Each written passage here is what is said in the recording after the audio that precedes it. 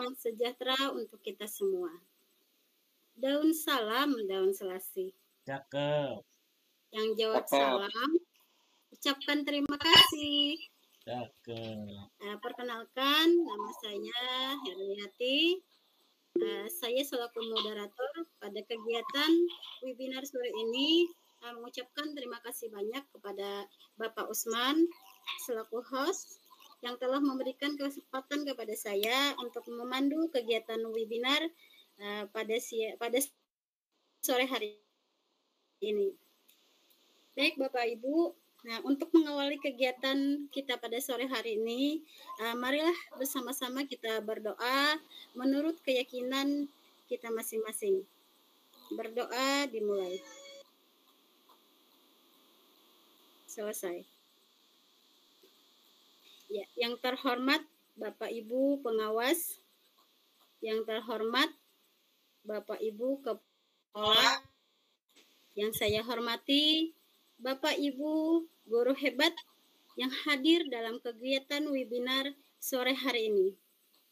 Terima kasih kami ucapkan kepada Bapak Ibu yang berkenan mengikuti kegiatan webinar di ruang virtual kali ini. Terima kasih juga kami sampaikan kepada Bapak Usman selaku Ketua KKG, sekaligus Ketua Komunitas Belajar baik Kecamatan Limpasu, Kabupaten Sungai Tengah, Kalimantan Selatan yang telah mengadakan kegiatan webinar dengan tema Jalannya Siklus Inquiry pada Komunitas Belajar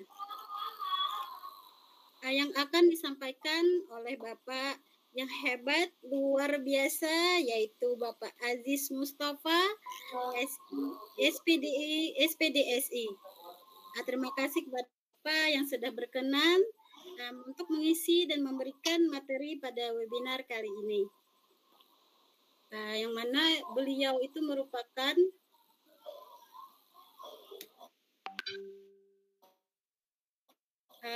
yang juga Krisis School Training dan Krisis Certificate Super Trainer. Selain itu, beliau merupakan penggerak komunitas MGMP Matematika dan DSM sekaligus trainer SID. Selain itu, beliau juga merupakan penggerak klub digital dan penggerak bergema Provinsi Kalimantan Tengah. Jawa Tengah. Iya, Jawa Tengah. Iya. Beliau merupakan penggerak bergema Provinsi Jawa Tengah. Yang mana narasumber kita pada hari ini akan berbagi praktik terbaik beliau dan strategi bagaimana nantinya kita dapat gunakan untuk mendorong murid agar aktif berpartisipasi dalam proses pembelajaran. Marilah kita simak paparan dan materi yang akan disampaikan oleh Bapak Aziz Mustafa, SPDSI. Kepada Bapak, kami persilahkan. Terima kasih Ibu Herliati. Masih Pak Usman kesempatannya untuk berkunjung ke Kalimantan. Siap.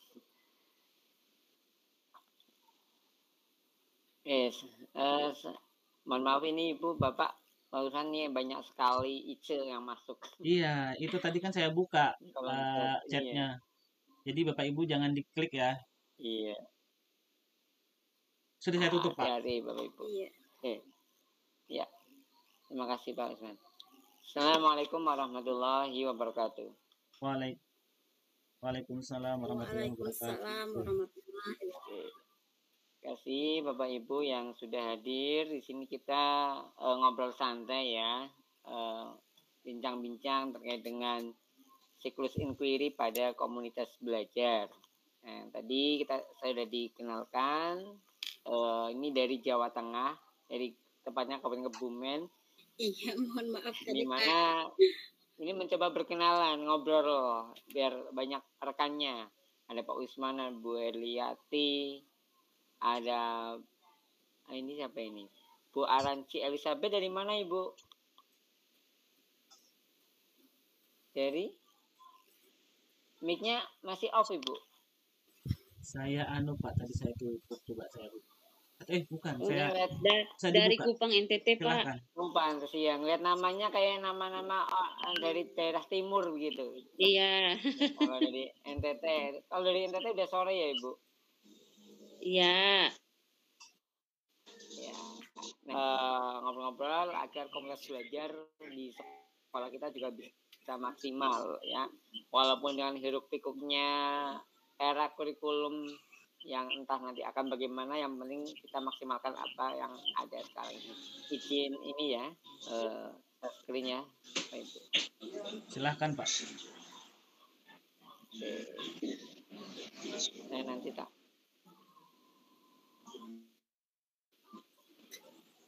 Hari ini sekalian. Ya muncul belum nih? Proses Pak. Oke. Sudah Pak. Ya. Iya, mohon maaf Bapak untuk pemaparan itu kami beri waktu kurang lebih 30 menit dan selanjutnya diskusinya 10 menit. Oke, siap. 30 menit. Ya. Ya, tolong nanti ada screenshot ya Bu ketika saya di ini ya Bu. Bu Elita. Iya Pak, siap, nanti saya yang screenshot. Oke, makasih. Oke, sebelum kita masuk ke siklus pembelajaran sendiri, mungkin Bapak Ibu pernah mendengar belajar, yang lebih tepatnya kita akan bahas di komunitas belajar dalam sekolah. Nah, kita bahasnya komunitas dalam sekolah ya. Kalau di luar sekolah, GMT, komunitas bergema, digital, itu komunitas lintas mapel, lintas sekolah.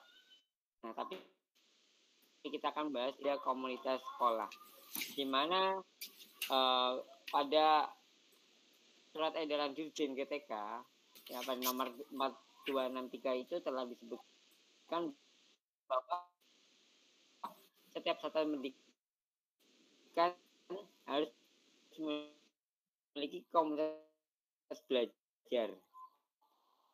Nah, tujuannya apa? Komunitas belajar itu hasil pembelajaran pada peserta didik, bagaimana kondisi peserta didik sekarang dan nantinya, itu yang menjadi parameter utama dalam komunitas belajar. Ya. Mungkin ini saya spesifikasi sedikit saja. Kalau komunitas belajar itu adalah kumpulan dari pendidik, tenaga pendidik, jadi tidak hanya guru saja, tetapi semua warga sekolah yang berkepentingan dan mempunyai wewenang, yaitu guru, tendik, kepala sekolah, gitu ya, untuk meningkatkan kualitas pembelajaran sehingga berdampak pada hasil belajar murid. Nah, TU pun juga bisa berpengaruh. Gitu. Nah, saya spill saja. Oke, sumber belajar kurikulum merdeka yang sementara ini masih menjadi kurikulum kita sekarang, nggak tahu ke depannya Bapak Ibu ya. Ada PMM, ada webinar seperti sekarang ini, website resmi dari kurikulum Kemendikbud, ataupun dari sumber belajar lainnya. Ini adalah menu-menu untuk belajar mengenai kurikulum komunitas belajar ya. Di mana di PMM juga ada menu mengenai komunitas belajar.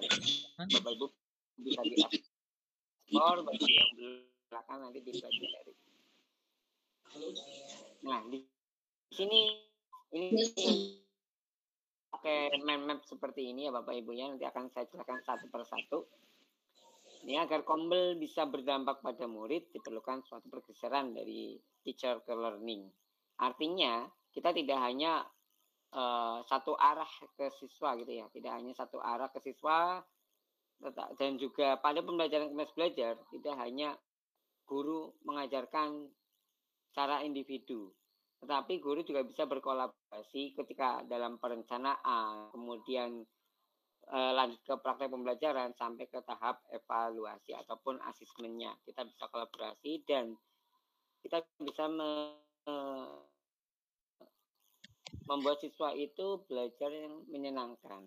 Nah, di sini siklus inquiry itu juga diambil atau diadopsi dari konsep PLC. PLC itu suatu metode pembelajaran di mana dicetuskan oleh Pak Dokpur, di mana di situ dulu ini ceritanya dari PLC itu sudah melingkar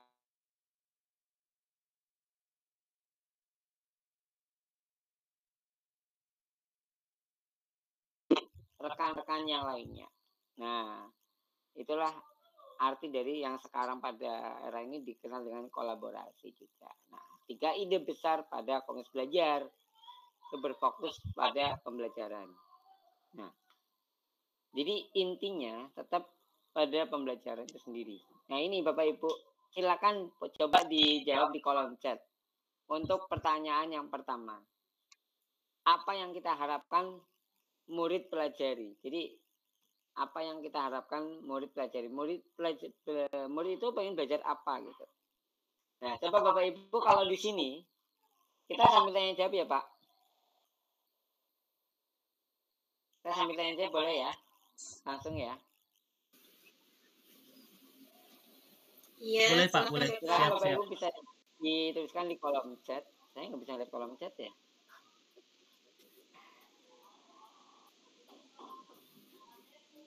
Silahkan Bapak Ibu ditulis. Bisa. Coba nomor 1. Ini Bapak Ibu misalkan sebagai murid. Nah, sebagai murid saya ini tak pembelajaran.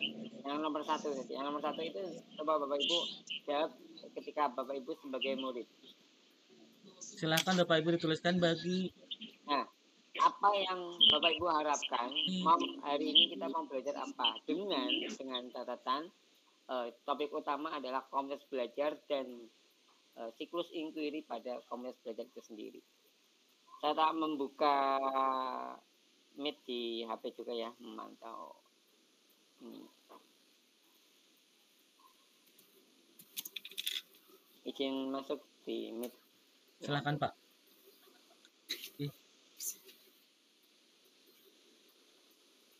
Yang mau ditulis di kolom komentar apa tadi Pak? Yang Bapak Ibu harapkan ketika Bapak Ibu yang diharapkan sekarang Bapak Ibu webinar kali ini gitu. Iya. Silahkan dituliskan di kolom chat.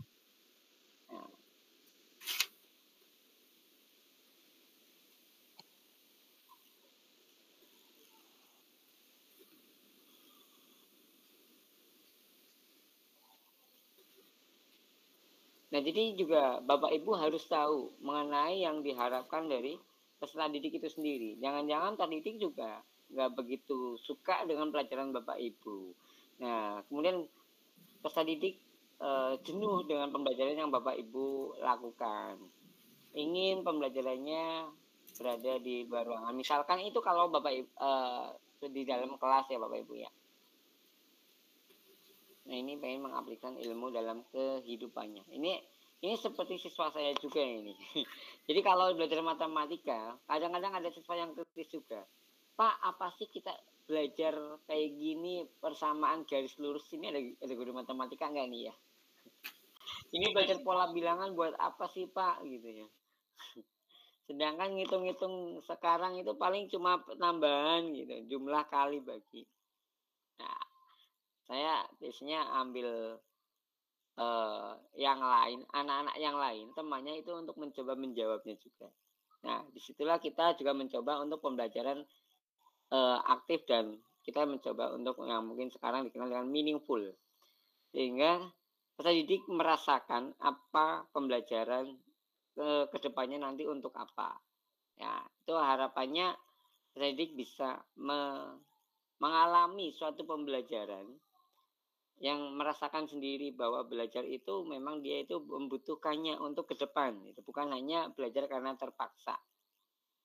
Jadi itu nomor 1.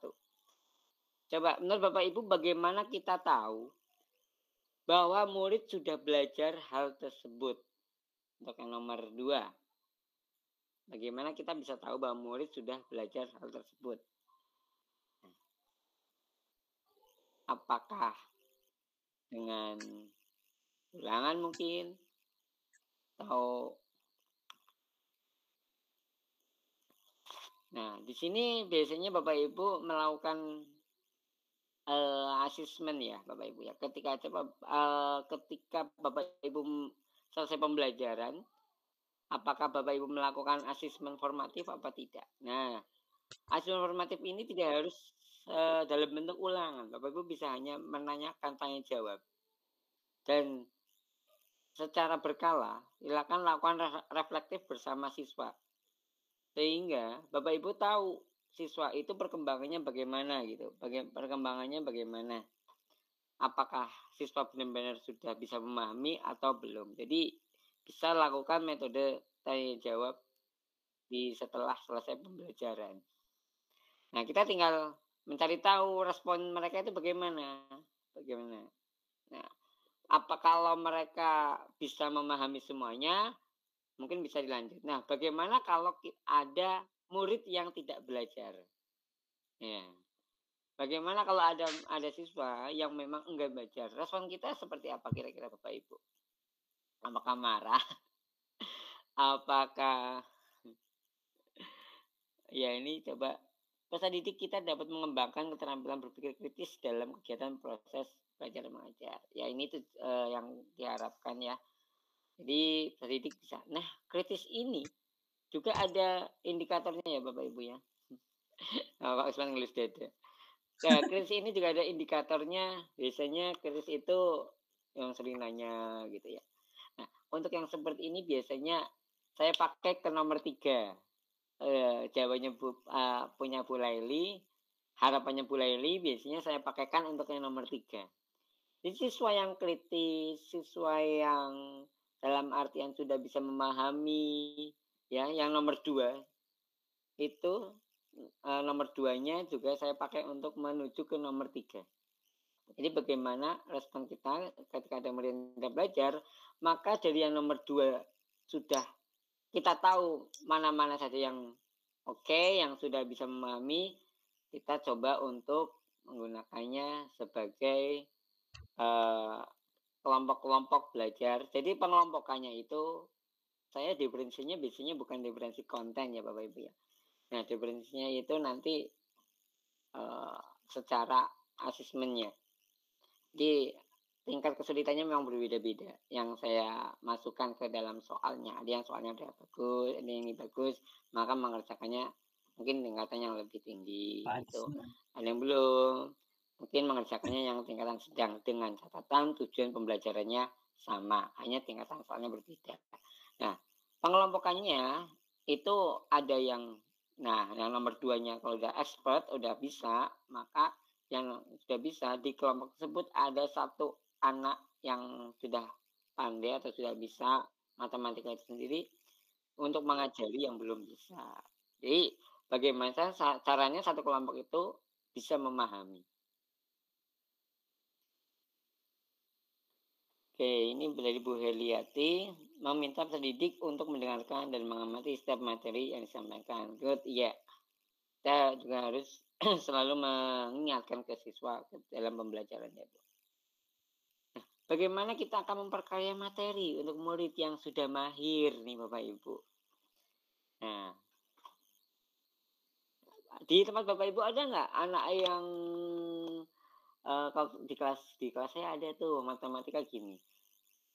Dia itu yang lain belum belajar ini dia sudah belajar lebih di rumah sama ibunya gitu. Nah, kemudian ketika mengerjakan tugas, cepet banget selesainya. Cepet banget selesainya. Yang lain belum selesai, dia itu udah selesai. Dan akhirnya kadang-kadang bermain sendiri, terkadang tiduran, terkadang jalan-jalan. Ada nggak di tempat Bapak Ibu yang seperti itu? Nah. Ada Pak. Ada ya, tadi sama ya. Ini ada yang memang dia itu kalau di istilah ini dia ini termasuk anak di tempat saya ya Bu, termasuk anak yang berkebutuhan khusus karena dia itu pikirannya lurus terus ngomongnya dan baku terus ngomongnya kalimat baku terus dan kemudian kalau salahkan nggak maunya harus seperti ini gitu. Nah, tetapi cerdas, malah kecerdasannya melebihi anak seumurannya gitu. Nah, ini pernah saya pakai mencoba gantiin saya ngajar. Saya tak duduk, dalam artian saya duduk kemudian saya ngecek muter satu anak satu, dia di depan mencoba. Ya artinya anak-anak yang seperti ini harus diberi ruang dan juga diberi kepercayaan bagaimana dia itu bisa menempatkan kelebihannya itu sesuai dengan tempatnya. Jangan mungkin nanti jadi sombong atau malah nggak mau ikut belajar dengan kita, merasa sudah bisa, tapi kita coba beri ruang kepada dia sehingga dia itu bisa berbagi ke teman-temannya dan juga bisa melatih kemampuan-kemampuan yang lainnya, salah satunya mungkin public speaking, kemudian percaya dirinya, karena yang dibutuhkan di dunia nanti ke depan kan tidak hanya intelektualnya saja. Oke, kita lanjut ya. Dari ide besar kenapa Komunitas Belajar itu bisa terbentuk, ini membudayakan kolaborasi dan tanggung jawab kolektif. Nah, kolaborasi ini itu menciptakan pemahaman bersama, terutama pada kurikulum Merdeka itu sendiri. Entah nanti ganti atau tidak ya Bapak Ibu ya, di tahun ajaran yang akan datang. Tetapi sampai sekarang kan masih belum ada keputusan. Nah, tujuan pembelajaran yang sama ataupun yang berurutan dari uraian capaian pembelajaran yang ada, kan dari pemerintah hanya mengeluarkan capaian pembelajaran. Nah, silakan setiap fase dianalisis bersama dengan guru-guru yang ada di situ. Misalkan matematika nih, di SMP di tempat saya ada 4 guru.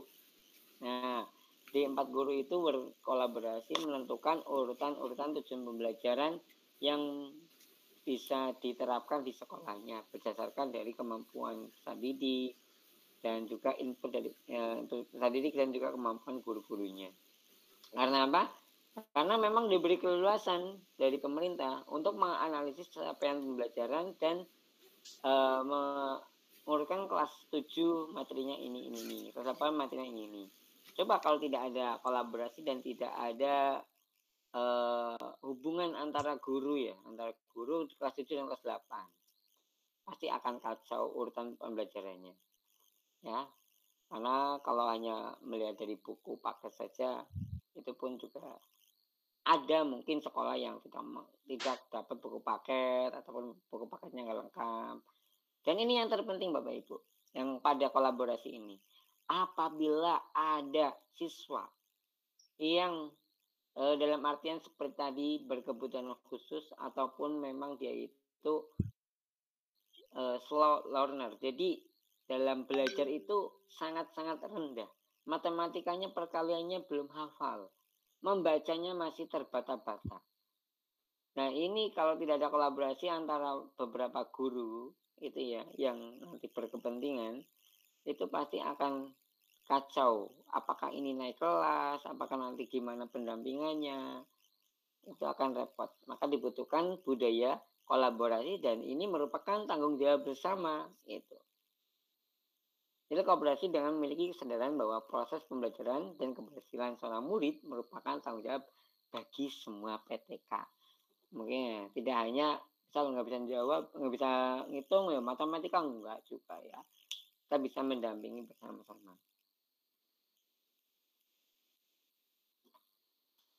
Nah ini yang ketiga, kita masuk ke ini ya, siklus inquiry. Jadi berorientasi pada apapun pembelajaran murid. Jadi semua yang dilakukan pada komunitas belajar, baik itu nanti berupa praktek baik, berupa diskusi-diskusi, itu nanti tujuannya adalah pada hasil dari peserta didik. Nah ini ada 4 pada siklus komunitas belajar yang namanya siklus inquiry, yaitu refleksi awal, perencanaan, implementasi, dan evaluasi. Bapak Ibu nih ya, coba dituliskan di kolom chat. Tulis angka 1 kalau Bapak Ibu sudah pernah melihat rapat pendidikan di sekolah Bapak Ibu tahun ini. Tulis angka 2 kalau Bapak Ibu belum melihat rapat pendidikan pada tahun ini di sekolah Bapak Ibu.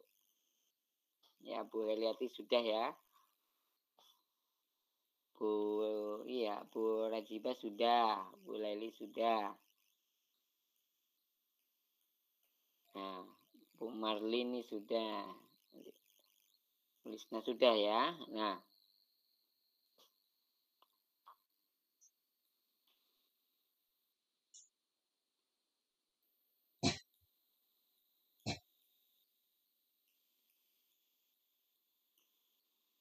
oke, sudah semua ya Bapak Ibu ya. Terima kasih. Oke. Nah,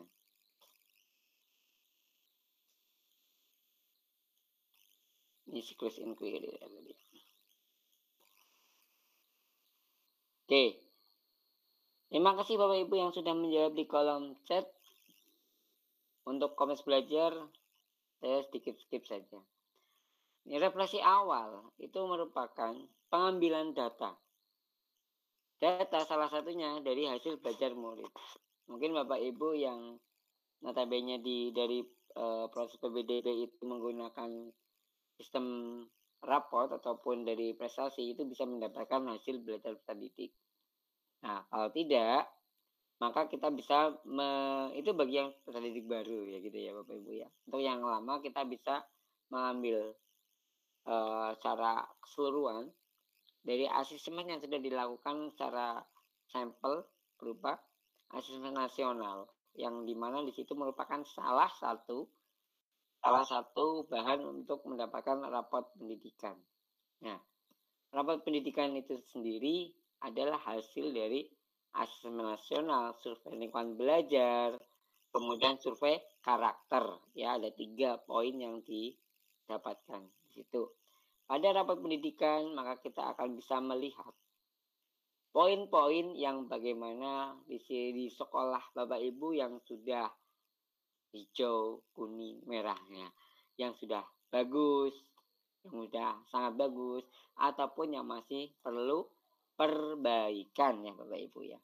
Nah, yang masih perlu perbaikan itu maka perlu kita ini ya Bapak Ibu ya, perlu kita coba analisis kembali kenapa kok itu masih perlu perbaikan. Nah, apakah pembelajarannya masih kurang? Nah, dilalah ya Bapak Ibu ya, dilalah. Memang pemerintah sudah baik sekali sebenarnya di rapat pendidikan juga sudah diarahkan ataupun sudah ada rekomendasi. Ya, ada rekomendasi kenapa kok misal numerasinya itu rendah, rekomendasinya itu bagaimana. Nah, selain rekomendasi itu, juga Bapak Ibu bisa merefleksikan sendiri atau bisa meminta pendapat-pendapat dari guru-guru yang lain, rekan-rekan guru yang lain. Bagaimana kita bisa meningkatkan pembelajaran numerasi pada sekolah ini. Nah, di sini ada hasil asesmen formatif sumatif, terutama Bapak Ibu mungkin sudah familiar ya. Ada observasi guru di kelas. Alhamdulillah juga berkat PMM observasi guru sekarang mungkin jadi lebih intens ya Bapak Ibu ya. Karena ada tagihan observasi kepala sekolah. Walaupun mungkin yang mengobservasi bukan kepala sekolah, tetapi guru yang diberikan untuk mengobservasi atau data lain. Nah, data lain ini bisa jadi merupakan data-data dari latar belakang siswa. Bagaimana latar belakang siswa, ekonominya, keluarganya, dan bagaimana keadaan di rumah gitu. Nah, ini sangat berpengaruh juga terkait dengan kesiapan belajar siswa untuk menerima materi yang ada di sekolah. Jadi data itu bisa kita olah bersama. Nah, ditelaah ya Bapak Ibu ya. Hasil refleksi memberikan gambaran spesifik maupun detail terkait akar masalah dari tantangan pembelajaran murid yang dihadapi. Ya, secara global masalah itu ada di rapat pendidikan. Nah, kita tugasnya adalah mencari tahu akar-akar masalahnya. Kenapa kok pembelajarannya itu tidak menyenangkan? Kenapa kok pembelajaran numerasinya itu skornya rendah? Kenapa kok literasinya rendah? Kenapa kok budaya kerja ataupun budaya lingkungannya itu merah? Kemudian setelah itu ini yang kita lakukan di sekolah secara berkala ini sekitar kalau kegiatan ini 2 minggu sekali. 2 minggu sekali, ini 1 bulan sekali yang ini. Dan ini kemarin awal tahun kita membedah rapat pendidikan bersama-sama ya Bapak Ibu ya.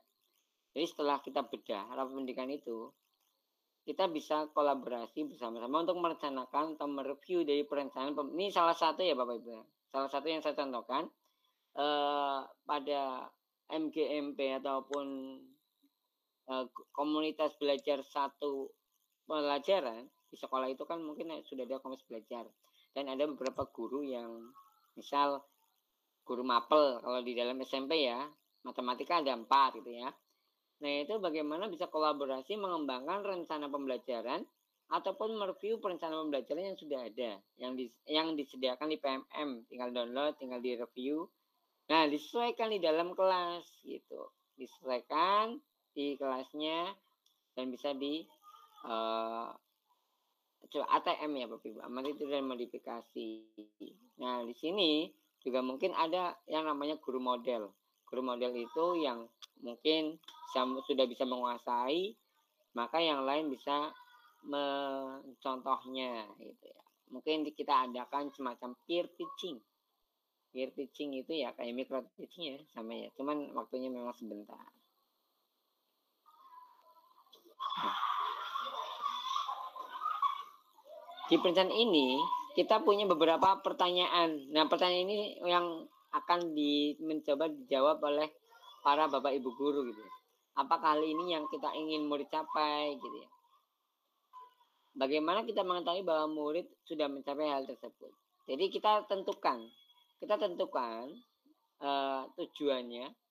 Kemudian tujuan itu dicapainya dengan apa? Ya, bagaimana kita mengetahui bahwa murid bisa mencapai tujuan tersebut? Misalkan gini, ingin pembelajaran matematika itu menjadi suatu pembelajaran yang tidak ditakuti oleh siswa. Nah, bagaimana caranya bisa seperti itu? Bisa siswa itu nggak takut. Biasanya matematika itu takut ya Bapak Ibu ya. Pada takut nggak kalau di sana pembelajaran matematika? Sama aja Pak. Kalau tempat saya kadang-kadang ada yang sepanang gitu ya. Sampai tadi saya dilaporin gitu ya, ada satu kelas yang lapor, Pak, matematikanya dengan Pak Aziz saja gitu. Jangan dengan guru itu. Nah, saya juga udah banyak matematikanya gitu. Nah, kemudian bagaimana jika murid belum mencapai tujuan pembelajaran? Apa yang akan kita lakukan? Nah, itu butuh kolaborasi dari berbagai guru sama guru gitu ya. Nah, kalau udah tercapai, bagaimana pengayaan yang harus dilakukan. Nah ini pertanyaan-pertanyaan sebenarnya dari semua siswa bisa terangkum ke sini gitu. Seharusnya nanti ini jadi bahan diskusi ya, bukan untuk dijawab sendiri tapi dijawab di dalam satu kolaborasi bersama. Nah ini pentingnya persamaan persepsi mengenai komunitas belajar ya Bapak Ibu ya. Oke, saya dalam inquiry. Jadi kita sudah mengenal 2 perencanaan dan refleksi ya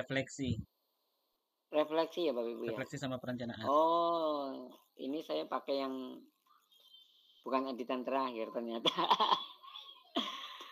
Oke, nggak apa-apa.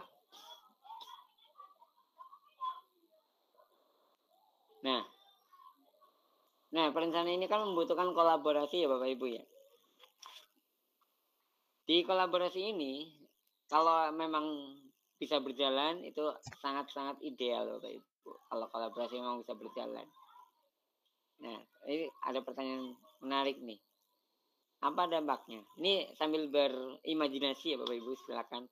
Jika di sekolah kita ada budaya diskusi bersama membahas tantangan pembelajaran, berbagi info ataupun praktek baik, kemudian memecahkan bersama tantangan yang sering rutin terjadi, gambarannya seperti apa keadaan sekolahnya Bapak Ibu?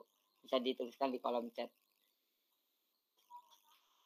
Kalau menurut saya ini yang ideal, tapi apa yang Bapak Ibu rasakan seperti ini? Kalau ada sekolah yang seperti ini, budaya diskusinya di antar guru itu berjalan dengan baik.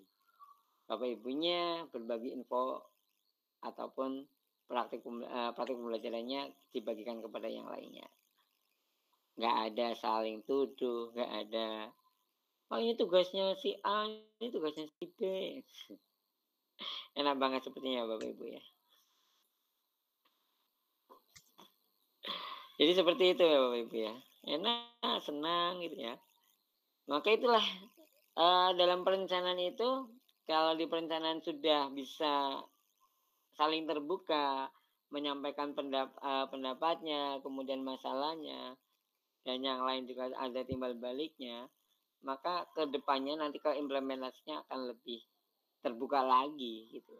Nah ini budaya kolaborasi itu akan mengubah budaya kerja yang terisolasi sendiri-sendiri menjadi budaya yang kolaboratif, sehingga kualitas pembelajaran di sekolah dapat merata.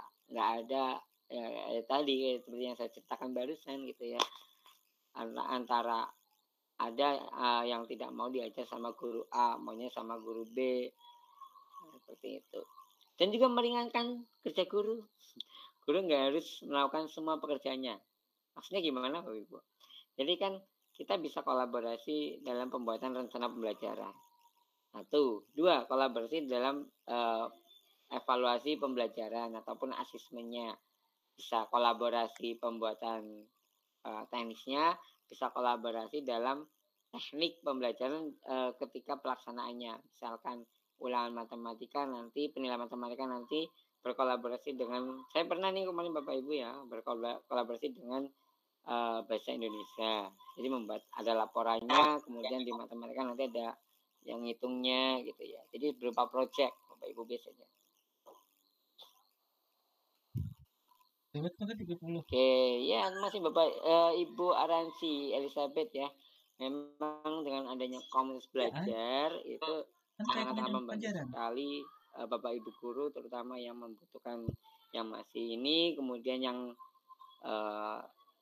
pokoknya kalau sudah ada suasana kolaborasi itu enak sekali ya. Makanya kalau di kurikulum Merdeka itu kalau dihilangkan budaya itu pasti akan sakit kembali gitu ya. Guru bisa bertukar ide, berbagi informasi dan sumber daya dengan guru lainnya. Nah ini yang kita lakukan dalam setiap bulan ini ya Bapak Ibu ya, yaitu berbagi praktek baik dari guru-guru model. Berbagi mengenai bagaimana model pembelajaran, rencana pembelajaran yang bagus, yang misalnya ini diferensiasi. Nah ini pada perencanaan itu dibahas bersama. Nah kita masuk ke implementasi. Implementasinya masih di kegiatan yang sama Bapak Ibu. Jadi kolaborasi dalam perencanaan, para guru juga mempraktekkan perencanaan pembelajaran tadi di kelasnya. Tapi sebelum masuk ke kelas ya Bapak Ibu ya, kita adakan dulu nih semacam peer teaching. Kita adakan dulu semacam peer teaching. Nanti Bapak Ibu guru juga bisa saling memberikan umpan balik. Bagaimana, sudah bagus atau belum, kurangnya apa gitu. Nah makanya kalau udah bisa, siap, coba praktekkan ke siswanya.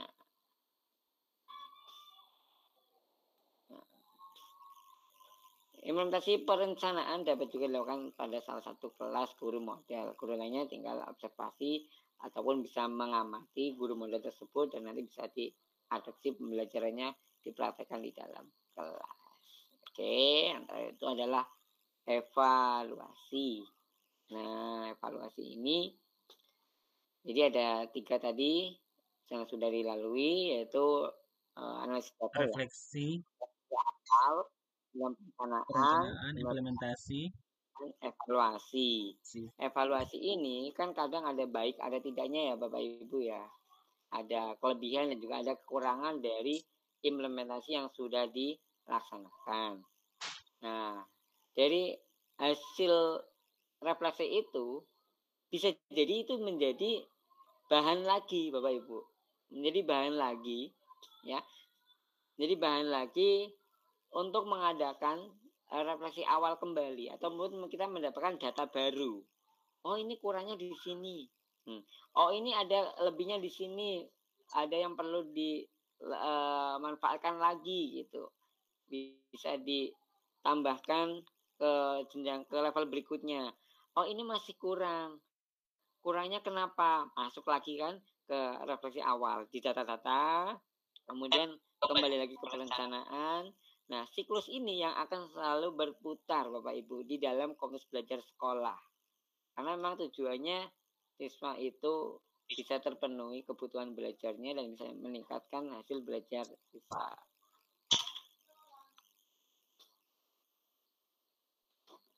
Nah, ini ya, saya tulis juga di sini ternyata.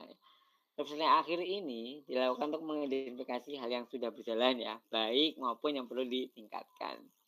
Nah, tetap ya berfokus pada hasil pembelajaran murid itu Bapak Ibu. Oke, kita coba nomor 1 nih. Bapak Ibu silakan coba jawab. Kalau miskonsepsi Bapak Ibu jawab ya, pakai huruf Y ya. Atau angka 1 aja ya. Kemudian kalau bukan pakai angka 2. Coba untuk yang nomor 1 nih. Komunitas belajar sekolah wajib terdaftar di PMM kah? Gitu ya. Ini kita bahasanya wajib enggaknya ya. Harus enggaknya gitu ya. Coba nomor 1. Ini mungkin Bu Elizabeth bagaimana nih yang kombelnya sudah aktif di sekolahnya nih? Terdaftar di PMM ya. Oke. Nah, untuk yang nomor 1. Iya, wajib ada. Ini sambil bahas nomor 2 nih jadinya nih. Wajib ada memang ya. Nomor 2 itu wajib ada. Dan nomor 1 itu tidak wajib terdaftar di PMM. Kalau kita melihat panduannya Bapak Ibu ya. Kita melihat panduan dari surat edaran Dirjen itu tidak harus terdaftar di PMM. Hanya saja boleh ada di PMM. Mungkin sekolah tersebut ingin membagikan praktek baiknya ke target yang lebih luas lagi, misalkan di kecamatannya ataupun di kabupatennya. Jadi Bapak Ibu boleh mengadakan webinar sama sekolah, tapi memang nggak wajib ya Bapak Ibu ya. Mungkin ada miskonsepsi yang di luar sana yang mengatakan itu wajib. Tapi sesuai dengan surat edaran Dirjen ketika bahwa komunitas belajar sekolah itu tidak wajib ada di PMM. Nah, ini nomor 3 ya Bapak Ibu ya. Kombel sama dengan pelatihan ataupun belajar bersama-sama tentang materi baru yang diperlukan guru. Nah, kombel dalam sekolah, kombel sama dengan pelatihan ataupun belajar bersama-sama tentang materi baru yang diperlukan guru. Nah, bisa jadi materi baru tapi bisa juga materi yang memang ada dan Bapak Ibu guru yang belum ini ya Pak. Nah, jadi bisa sharing-sharing lah, sharing bersama atau ini sama Bu, saya sepakat juga nih Bu Elizabeth ya, penjelasannya supaya bisa berbagi antar guru gitu ya Bu maksudnya ya.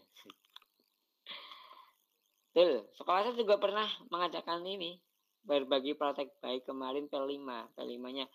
P5-nya kira-kira menurut kami ya lumayan bagus sih ya.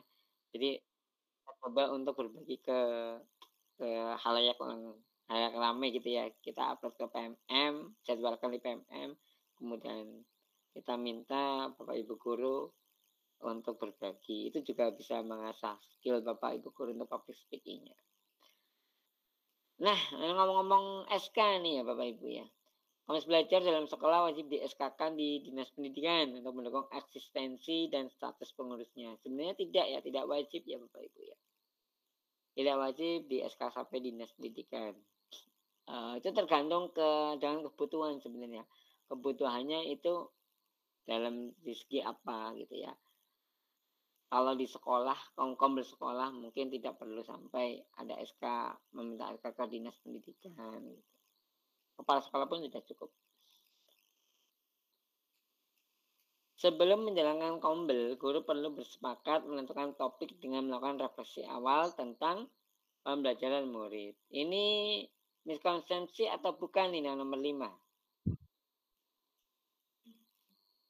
Ini refleksi awal, tadi sudah kita bahas ya. Guru perlu bersepakat menentukan topik dengan melakukan refleksi awal tentang pembelajaran murid. Oke. Nah, oh ya udah selesai juga nih Pak. Nah, Bapak Ibu guru, kalau ada yang mau didiskusikan kita coba bahas bersama-sama. Ini juga mungkin kita bisa diskusikan bersama dari miskonsepsi ini. Silakan kita coba. Saya tayangan ini siapa saja mungkin ya Pak.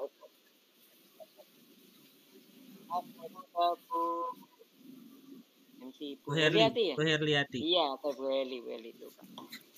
Iya, terima kasih banyak Bapak. Kita plus dulu untuk Bapak narasumber kita yang telah memberikan pemaparan yang sangat menarik. Terima kasih. Baik Bapak, Ibu, untuk kegiatan kita selanjutnya, yaitu kita akan masuk ke sesi diskusi dan tanya jawab. Nah, jadi kepada Bapak Ibu bisa raise hand terlebih dahulu atau bisa langsung tulis di kolom chat apa yang ingin ditanyakan. Iya. Kepada Bapak Ibu dipersilahkan.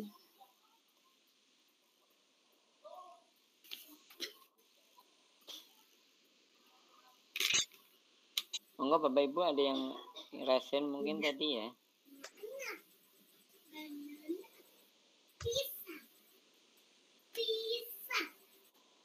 Iya. Kepada Ibu Supriyanti. Iya, ada yang ingin dari tadi angkat tangan. Oh iya ini. Iya. Kepencet apa mau bertanya? Ibu Lisna mungkin, Ibu Lisna Dewi. Silakan Ibu.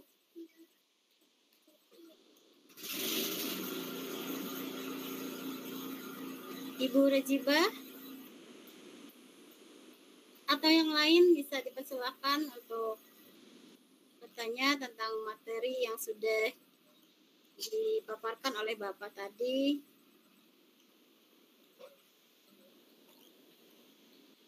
Bisa di kolom chat.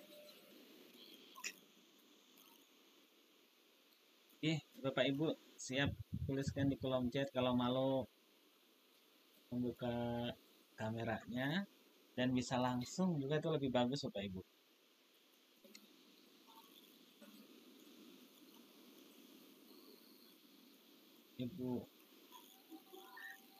Ibu Supriyanti ini mengangkat tangan dari awal tadi.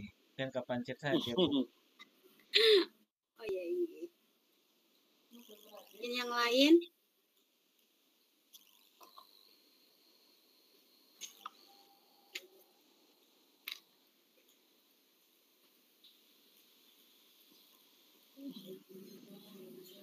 Mungkin Bapak Usman, bisa Bapak Usman? Iya Bu. Ini ada yang tanya nih apa nih? Iya ini ada pertanyaan dari Ibu Lisna Dewi nih Bu Pak. Di kolom chat yaitu bagaimana peran Kepsek dalam komunitas belajar. Nah itu, ya saya serahkan kepada Bapak untuk menjawab pertanyaan. Ini langsung Pak. Iya bisa langsung dijawab Bapak. Oke. Tadi ada di tengah-tengah materi padahal. Cuman memang nggak saya skip. Oh iya. Bisa ditampilkan, bisa dijawab langsung. Iya. Oke. Untuk materi nanti Pak Ajis ya kirim ke kita atau lewat link Meet ini. Tadi ada yang minta. Oke, materi saya kirim di Meet nggak apa-apa. Benar, ini di saya coba dulu ke anyone.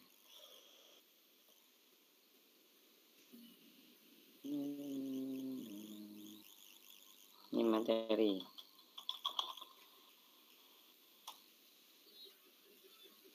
Oh, saya mau share screen lupa tadi. Nah, itu materinya dibagikan oleh Pak Ajis. Bapak Ibu yang sambil absen, silakan isi absennya Bapak Ibu. Sudah saya bagikan yang absen. Silakan Pak Ajis, lanjut. Iya, Oke, silakan Bapak. peran kepala sekolah ini di awal pembentukan komunitas belajar, itu kepala sekolah memang berperan sangat ini ya, karena kepala sekolah ini sekarang sebagai manajerial. Itulah mengapa banyak kepala sekolah itu yang diangkat dari guru penggerak. Nah, di guru penggerak itu ada suatu materi bagaimana pengelolaan suatu komunitas ataupun suatu instansi yang sekarang kita sebut sebagai manajerial. Kepala sekolah itu tugasnya adalah manajerial. Jadi awal pertama pembentukan komunitas belajar itu kepala sekolah membentuk tim kecil. Tim kecil ini bisa ada 5 guru atau 4 guru, di mana tim kecil itu bersama kepala sekolah menganalisis data-data kondisi murid dan kebutuhan pembagian kelompok belajar. Kelompok belajar ini bisa mengikuti dari kebutuhan-kebutuhan guru untuk yang dibutuhkan guru dalam meningkatkan proses pembelajaran pada siswa itu sendiri. Nah, kepala sekolah ini juga sebagai ini ya, motivator bagaimana tim kecil itu juga terkadang semangatnya naik turun ya Bapak Ibu ya. Jadi mungkin kan ada, kalau di sekolah kan ada 60 guru ya. Nah, tim kecil itu mungkin kita diambil 5. Ini dokumentasi waktu tim kecil ada nih ya Bapak Ibu. Nah, ini pembentukan komunitas belajarnya. Dan di tim kecil ini membahas bersama-sama terkait dengan pembelajaran yang ada di sekolah, kemudian terkait dengan permasalahan yang ada di sekolah. Itu kemudian bersama sekolah untuk menganalisis data-data yang ada.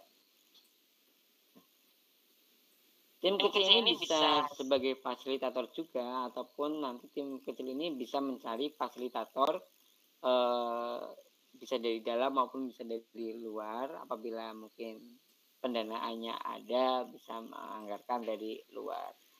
Nah, itu sebagai satu inisiasi dari komunitas belajar. Yang kedua, tim kecil ini juga melakukan pendampingan ya.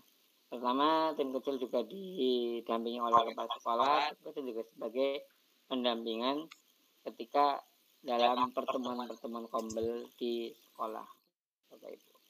Itu mungkin jawaban dari saya. Nanti Pak Usman bisa menambahkan. Pak Usman juga penggerak bergema ini.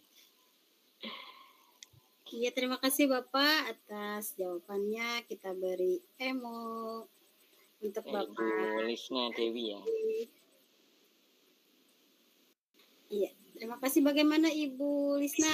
Apakah sudah puas dengan jawaban dari Bapak?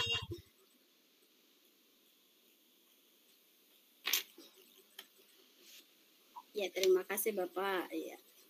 Nah, mungkin ada lagi dari Bapak Ibu yang lain yang ingin bertanya.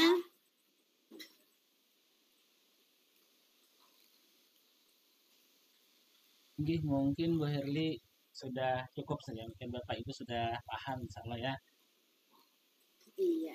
Jadi kita terima kasih. dan di webinar selanjutnya.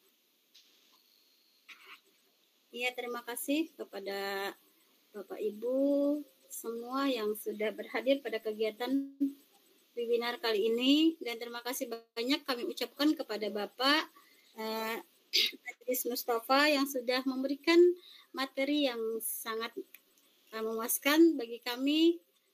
Saya selaku moderator mengucapkan terima kasih banyak juga karena diberi kesempatan oleh Bapak Usman. Kemudian untuk kegiatan kita yang terakhir, yang selanjutnya yaitu closing statement. Kepada Bapak narasumber kita dipersilahkan. Silakan Pak Ajis berikan pesan-pesan terakhir. Oke. Sebelumnya saya ucapkan terima kasih kepada Bapak Usman dan tim yang sudah mengizinkan atau memberikan kesempatan kepada saya untuk berkenalan dengan Bapak Ibu. Ya, Untuk materi ada di kolom chat Ibu Elizabeth. Nah, sedikit pesan dari saya. Sementara ini walaupun belum tertutup dan hoak-hoak yang beredar kan PMM ditutup, semoga tidak ya. Mari kita optimalkan platform Merdeka Mengajar bersama komunitas belajar yang ada di sekolah Bapak Ibu, sehingga itu bisa meningkatkan proses pembelajaran kita untuk kemajuan di dunia pendidikan sama itu. Itu mungkin pesan dari saya buat Bapak Ibu semuanya. Iya, terima kasih banyak Bapak karena sudah memberikan closing statement kepada kami. Untuk selanjutnya yaitu refleksi dan penutupan. Nah, jadi pada intinya itu ada beberapa edi dalam belajar. Nah, yang salah satunya itu membudayakan kolaborasi dan tanggung jawab. Nah, jadi dalam komunitas belajar itu yang terpenting adalah kita saling berkolaborasi, baik itu sesama guru maupun bersama anggota warga belajar lainnya. Kemudian itu ada beberapa tahapan dan yang dilakukan dalam komunitas belajar, yaitu ada refleksi, perencanaan, yang mana dalam perencanaan itu guru bisa berkolaborasi dan mereview pembelajaran. Bagaimana pembelajaran yang sudah kita lakukan, apakah sudah cukup atau ada yang perlu kita perbaiki dalam pembelajaran tersebut. Kemudian implementasi, evaluasi, dan yang terakhir yaitu evaluasi. Mungkin itu saja materi yang sudah Bapak sampaikan pada kegiatan kita pada hari ini. Saya selaku moderator mohon maaf apabila dalam penyampaian ataupun kata-kata saya yang kurang berkenan pada kegiatan kita hari ini. Mohon undur diri dan sama-sama kita tutup kegiatan ini dengan membacakan hamdalah. Alhamdulillah. Untuk pepantun sedikit nah. Silahkan Bu. Buah nanas, buah ceri. Cakep. Dicampur gula enak sekali. Cakep. Cukup sekian acara hari ini. Semoga kita bisa bertemu lagi di kemudian hari. Wabillahi taufiq wal hidayah. Wassalamualaikum warahmatullahi wabarakatuh. Waalaikumsalam warahmatullahi wabarakatuh. Silakan kepada Bapak Usman selaku host. Tinggi Bapak Terima Ibu. kasih. Kita berikan aplaus kepada narasumber hebat kita, kepada moderator kita yang hebat luar biasa memandu acara pada hari ini. Semoga di kemudian hari, sebagaimana kata Bu Herli tadi di pantun, kita dapat berjumpa kembali di webinar-webinar selanjutnya. Nikmat yang luar biasa kami ucapkan Pak Ajis Mustafa yang telah berhadir dan membersamai kita di sore hari ini. Semoga beliau disehatkan dan dimudahkan dalam segala urusan, hidup berkah. Amin ya Allah ya Rabbal Alamin. Kemudian Bapak Ibu yang belum mengisi link absen, silahkan link absennya diisi. Untuk sertifikatnya nanti diproses ya Bapak Ibu beberapa hari.